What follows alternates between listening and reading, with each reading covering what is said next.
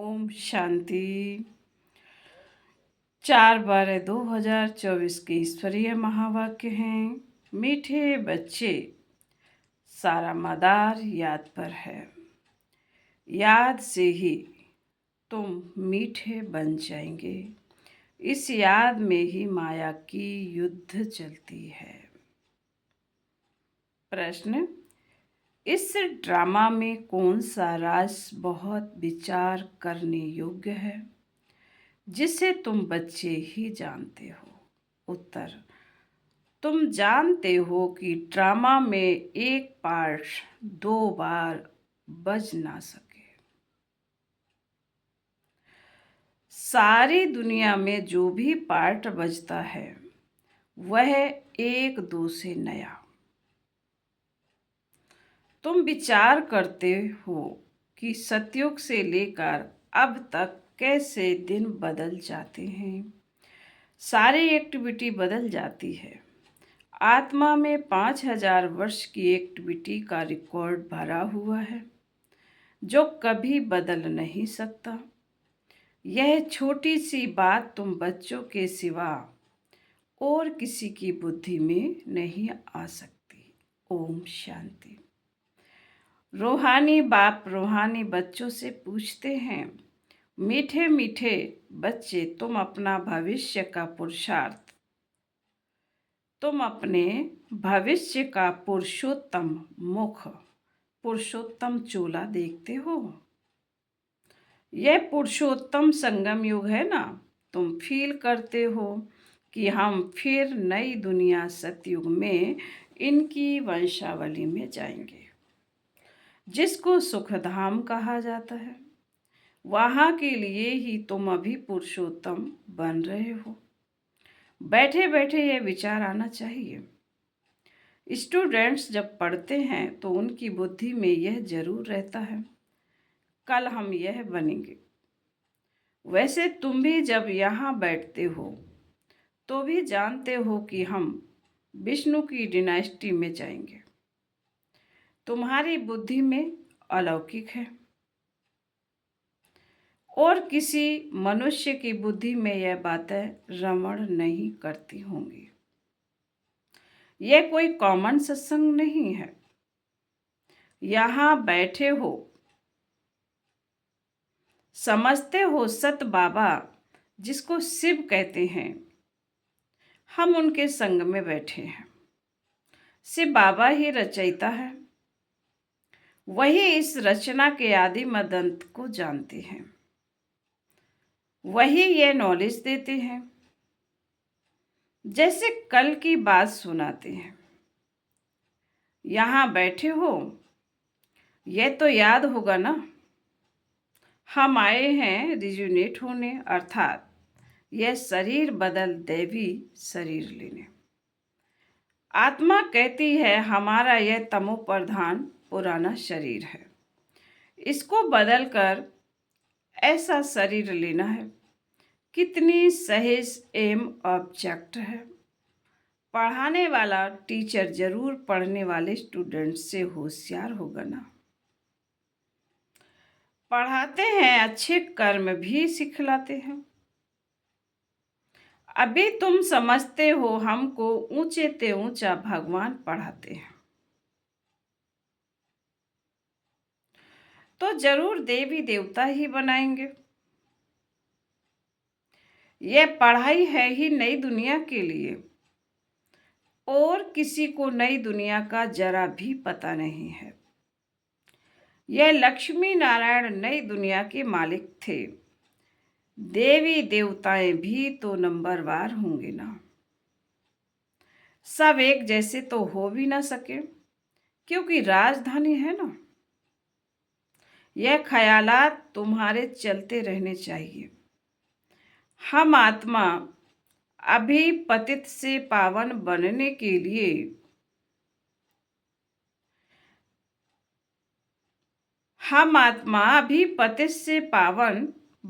के लिए पावन बाप को याद करते हैं। आत्मा याद करती है अपने स्वीट बाप को।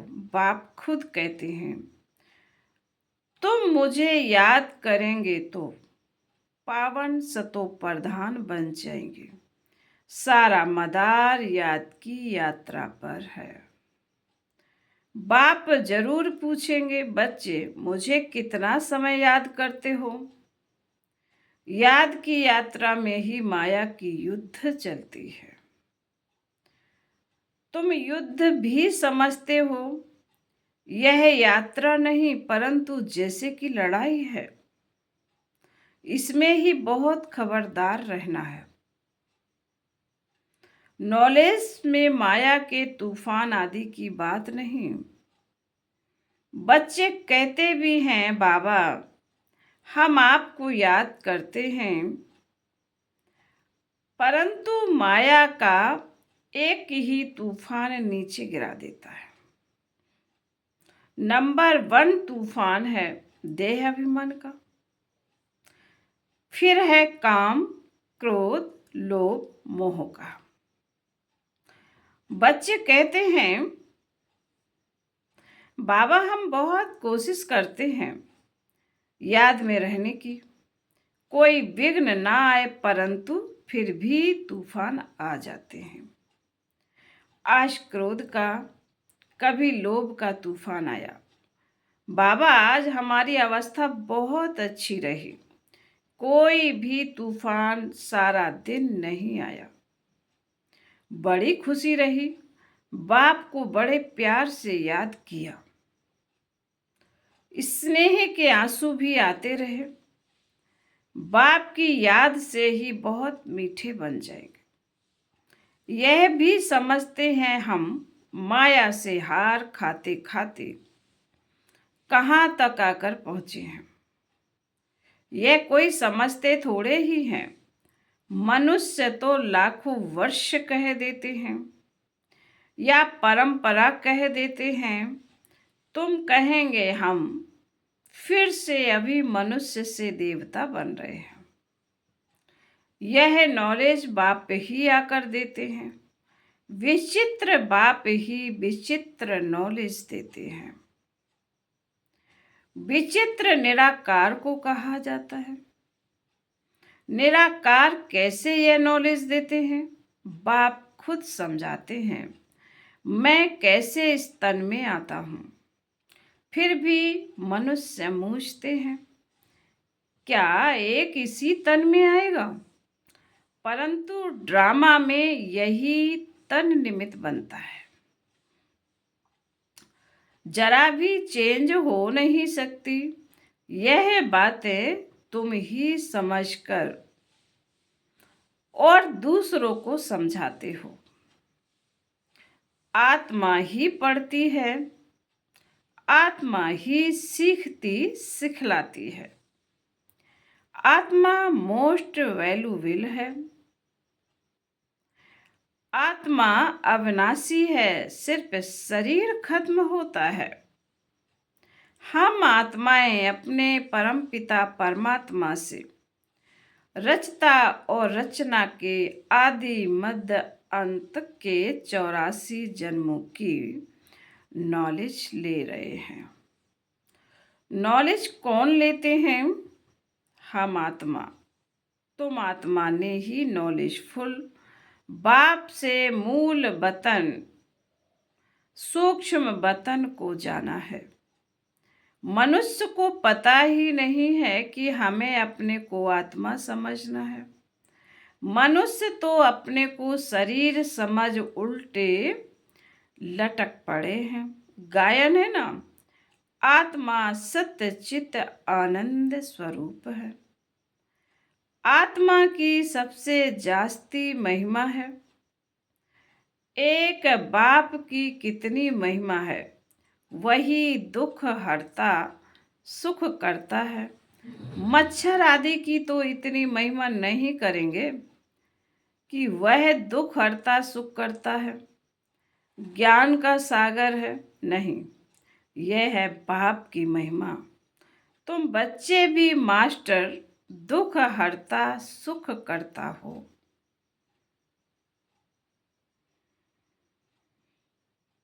तुम बच्चों को भी ये नॉलेज नहीं थी जैसे बेबी बुद्धि थे।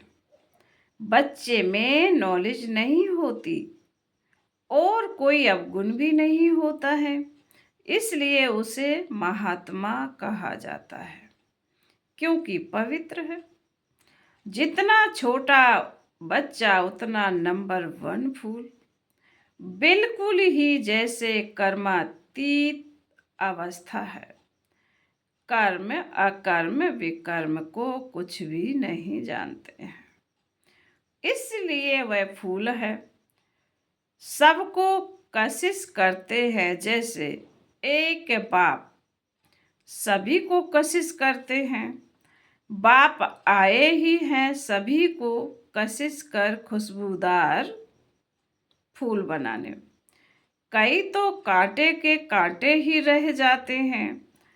5 विकारों के वशीभूत होने वाले को कांटा कहा जाता है। नंबर 1 कांटा है देह अभिमान का, जिससे और कांटों का जन्म होता है। कांटों का जंगल बहुत दुख देता है, किंतु बाबा कहते किस्म किस्म के कांटे जंगल में होते हैं। जंगल में होते हैं ना, इसलिए इसको दुख धाम कहा जाता है। नई दुनिया में कांटे नहीं होते हैं, इसलिए उसको सुख धाम कहा जाता है। शिव बाबा फूलों का बगीचा लगाते हैं, रावण कांटों का जंगल लगाता है। इसलिए रावण को कांटों की झाड़ियों से जलाते हैं और बाप पर फूल चढ़ाते हैं। इन बातों को बाप जाने और बच्चे जाने और न जाने कोई। तुम बच्चे जानते हो, ड्रामा में एक पार्ट 2 बार बज ना सके। बुद्धि में है सारी दुनिया में जो पार्ट बजता है वह एक 2 से नया। तुम विचार करो, सतयुग से लेकर अब तक कैसे दिन बदल जाता है। सारी एक्टिविटी ही बदल जाती है। 5000 वर्ष की एक्टिविटी का रिकॉर्ड आत्मा में भरा हुआ है, वह कभी बदल नहीं सकता। हर आत्मा में अपना अपना पार्ट भरा हुआ है। ये छोटी सी बात भी कोई की बुद्धि में आ ना सके। इस ड्रामा के पास्ट, प्रेजेंट और फ्यूचर को तुम जानते हो। यह स्कूल है ना, पवित्र मन बाप को याद करने की पढ़ाई बाप पढ़ाते हैं। यह बातें कभी सोची थी कि बाप आकर ऐसे पतित से पावन बनाने की पढ़ाई पढ़ाएंगे। इस पढ़ाई से ही हम विश्व के मालिक बनेंगे। भक्ति मार्ग के पुस्तक ही अलग हैं, उसको कभी पढ़ाई नहीं कहा जाता। ज्ञान के बिना सद्गति हो भी कैसे? बाबा कह रहे हैं, ज्ञान के बिना सद्गति हो भी कैसे? बाप बिना ज्ञान कहाँ से आए जिससे सद्गति हो? सद्गति में जब तुम होंगे तब भक्ति करेंगे। नहीं, वहाँ है ही अपार सुख। बाबा ने कहा, जब सद्गति में जब तुम होंगे तब भक्ति करेंगे नहीं। वहाँ है ही अपार सुख, फिर भक्ति किसके लिए करेंगे? यह ज्ञान अभी है, तुम्हें मिलता है। ये ज्ञान अभी ही तुम्हें मिलता है। सारा ज्ञान आत्मा में रहता है। आत्मा का कोई धर्म नहीं होता है। आत्मा जब शरीर धारण करती है, फिर कहते हैं फलाना इस धर्म का है। आत्मा का धर्म क्या है? एक तो आत्मा बिंदी मिसल है और शांत स्वरूप है, शांति धाम में रहती है। अभी बाप समझाते हैं, सभी बच्चों का बाप पर हक है। बहुत बच्चे हैं जो और धर्मों में कन्वर्ट हो गए हैं, वह फिर निकल कर अपने असली धर्म में आ जाएंगे। जो देवी देवता धर्म छोड़ दूसरे धर्म में गए हैं, वह सभी पत्ते लौट अपनी जगह पर आ जाएंगे। तुम्हें पहले पहले तो बाप का परिचय देना है। इन बातों में ही सब मूसे हुए हैं। तुम बच्चे समझते हो।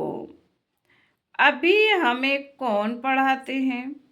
बेहद का बाप श्री कृष्ण तो देहधारी है। इनको ब्रह्मा बाबा को भी दादा कहेंगे। तुम सब भाई भाई हो ना। फिर है मर्तबे के ऊपर, भाई का शरीर कैसा है, बहन का शरीर कैसा है। आत्मा तो एक छोटा सितारा है। इतनी सारी नॉलेज एक छोटे से सितारे में है। सितारा शरीर के बिगर बात भी नहीं कर सकता। सितारे को पार्ट बजाने के लिए इतने ढेर आर्गन्स मिले हुए हैं। तुम सितारों की दुनिया ही अलग है। आत्मा यहाँ आकर फिर शरीर धारण करती है। शरीर छोटा बड़ा होता है। आत्मा ही अपने बाप को याद करती है, वह भी जब तक शरीर में है। घर में आत्मा बाप को याद करेगी नहीं, वहां कुछ भी मालूम नहीं पड़ता है। हम कहाँ हैं? आत्मा और परमात्मा दोनों जब शरीर में हैं, तब आत्माओं और परमात्मा का मेला कहा जाता है। गायन भी है, आत्मा और परमात्मा अलग रहे बहुकाल। कितना समय अलग रहे, याद आता है? कितना समय अलग रहे? सेकंड सेकंड पास होते हैं। 5000 वर्ष बीत गए, फिर 1 नंबर से शुरू करना है। एक्यूरेट हिसाब है। अभी तुमसे कोई पूछे इसने कब जन्म लिया था, तो तुम एक्यूरेट बता सकते हो। श्री कृष्ण ही पहले नंबर में जन्म लेता है। शिव का तो कुछ भी मिनट सेकंड नहीं निकाल सकते। श्री कृष्ण के लिए तिथि तारीख मिनट सेकंड निकाल सकते हो। मनुष्यों की घड़ी में फर्क पड़ सकता है। शिव बाबा के अवतरण में तो बिल्कुल फर्क नहीं पड़ सकता। पता ही नहीं पड़ता कब आया। ऐसे भी नहीं साक्षात्कार हुआ तब आया नहीं।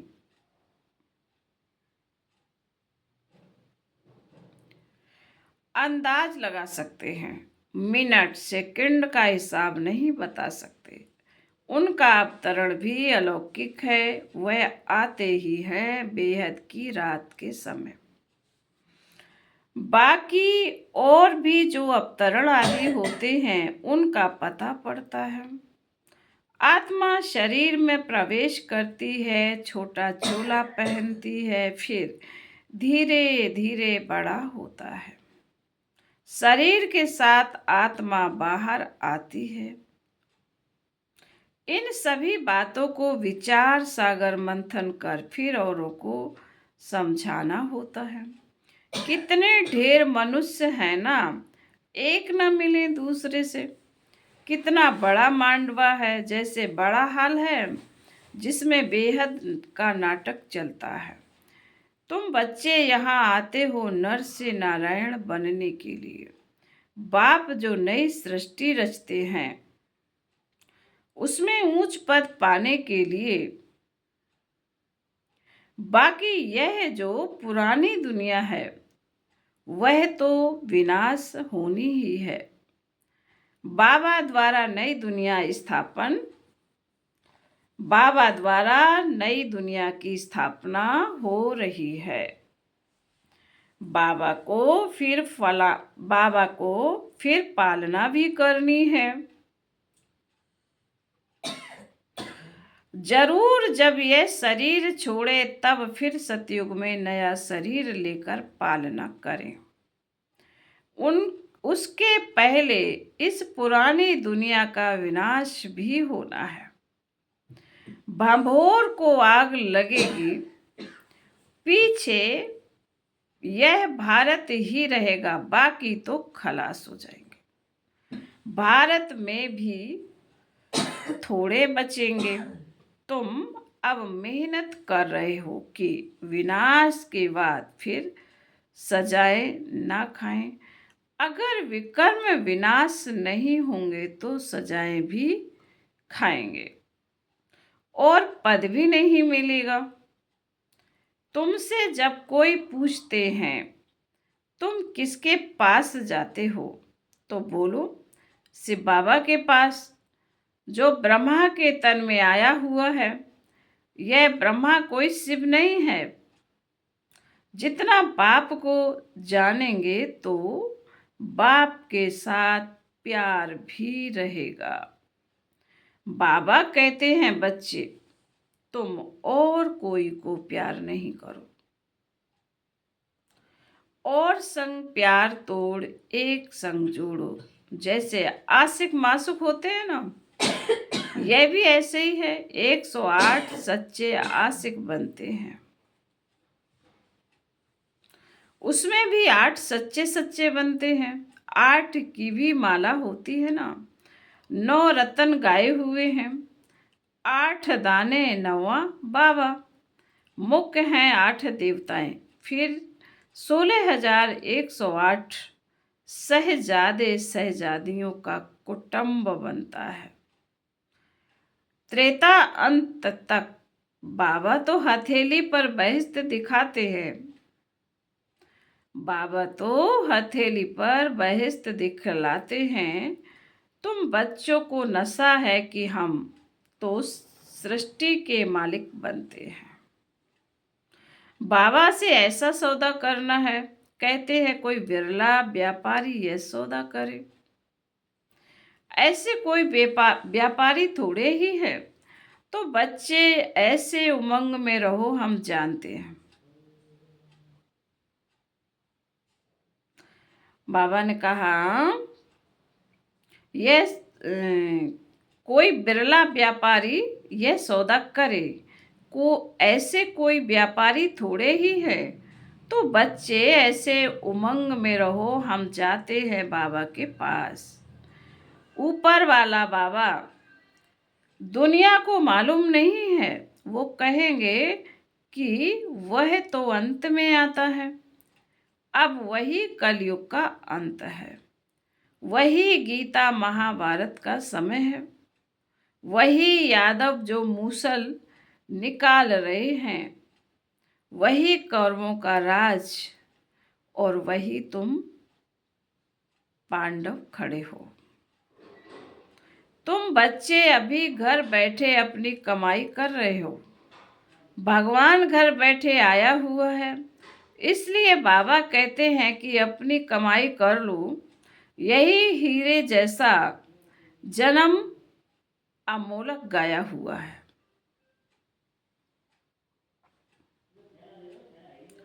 अब इसको कौड़ी बदले खोना नहीं। अब तुम इस सारी दुनिया को राम राज्य बनाते हो। तुमको शिव से शक्ति मिल रही है। बाकी आजकल कईयों की अकाले मृत्यु भी हो जाती हैं। बाबा बुद्धि का ताला खोलता है और माया बुद्धि का ताला बंद कर देती है। अब तुम आत्माओं को ही ज्ञान का कलश मिला हुआ है। अबलाओं को बल देना, अबलाओं को बल देने वाला वह है, यही ज्ञान अमृत है। शास्त्रों के ज्ञान को कोई अमृत नहीं कहा जाता है। फिर बाबा बोले, अच्छा, मीठे मीठे शकीलधे बच्चों प्रति माता पिता बाप दादा का याद प्यार और गुड मॉर्निंग। रूहानी बाप की रूहानी बच्चों को नमस्ते। हम रूहानी बच्चों की रूहानी माता पिता बाप दादा को याद प्यार गुड मॉर्निंग और नमस्ते नमस्ते नमस्ते। ओम शांति। धारणा के लिए मुख्य सार है। पहली पॉइंट में बाबा ने कहा, एक बाप की कशिश में रहकर खुशबूदार फूल बनना है। अपने स्वीट बाप को याद कर देह अभिमान के कांटे को जला देना है। नंबर 2, इस हीरे तुल्य जन्म में अविनाशी कमाई जमा करनी है। कौड़ियों के बदले इसे गंवाना नहीं है। एक बाप से सच्चा प्यार करना है, एक के संग में रहना है। वरदान, ब्राह्मण जीवन में सदा खुशी की खुराक खाने और खुशी बांटने वाले खुश नसीब भव। इस दुनिया में आप ब्राह्मणों जैसा खुश नसीब कोई हो नहीं सकता, क्योंकि इस जीवन में ही आप सबको बाप दादा का दिल तख्त मिलता है। सदा खुशी की खुराक खाते हो और खुशी बांटते हो। इस समय बेफिक्र बादशाह हो। ऐसी बेफिक्र जीवन सारे कल्प में और किसी भी युग में नहीं है। सतयुग में बेफिक्र होंगे, लेकिन वहाँ ज्ञान नहीं होगा। अभी आपको ज्ञान है, इसलिए दिल से निकलता है, मेरे जैसा खुश नसीब कोई नहीं। स्लोगन, संगम युग के स्वराज अधिकारी ही भविष्य के विश्व राज अधिकारी बनते हैं। अच्छा, ओम शांति।